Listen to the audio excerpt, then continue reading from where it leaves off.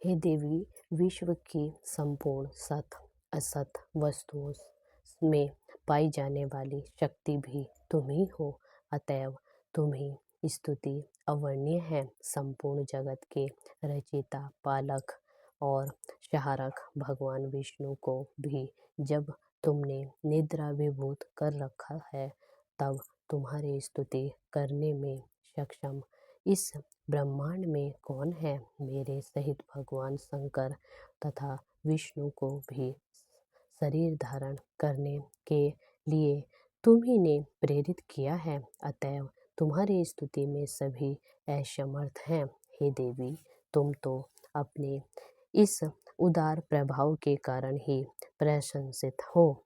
इन दोनों अपराजय दानवों को तुम विमुंड करने भगवान विष्णु की निद्रा भंग कर दो। इसके साथ ही साथ भगवान के अंतर्मन में मधु और कैटव नाम असुरों के वध की प्रेरणा भी उत्पन्न कर दो।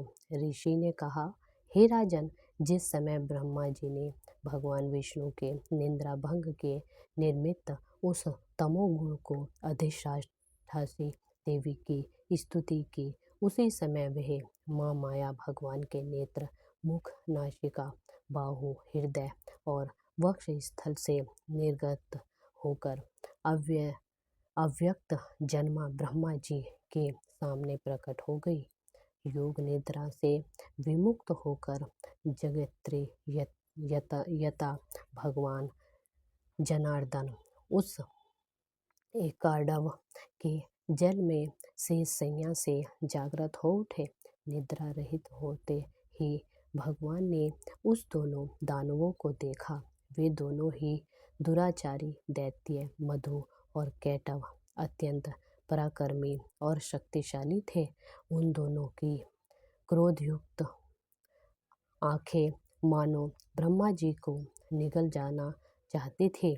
ऐसी स्थिति में भगवान विष्णु ने उन दोनों महापराक्रमी दानवों के साथ 5000 वर्षों तक निरंतर बाहुयुद्ध किया। वे दोनों ही दैत्य बल के मद में मत्त हो रहे थे। महामाया ने दोनों दैत्यों को अपने प्रभाव में मोहग्रस्त कर दिया था। अतएव एत दर्थ उन दोनों असुरों ने मोहमुग्ध होकर भगवान विष्णु से कहा, हम लोग तुम्हारी वीरता से अत्यंत प्रसन्न हैं।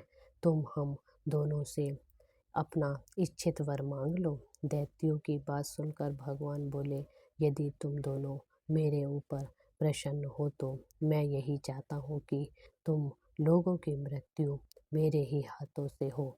इसके अतिरिक्त मुझे किसी अन्य वरदान पाने की लालसा नहीं है।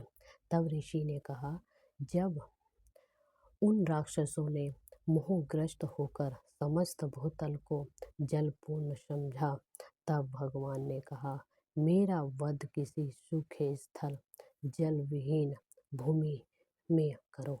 इसके बाद ऋषि बोले, शंख, चक्र, गदा और पद्मधारी भगवान विष्णु ने तथा अस्तु वैसा ही हो कहकर उन दोनों दैत्यों के मस्तक को अपनी जांघों पर रखकर सुदर्शन चक्र द्वारा काट दिया।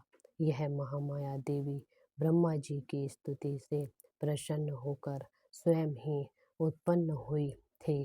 अब मैं तुमसे उनके प्रभाव के महत्व का वर्णन करता हूँ।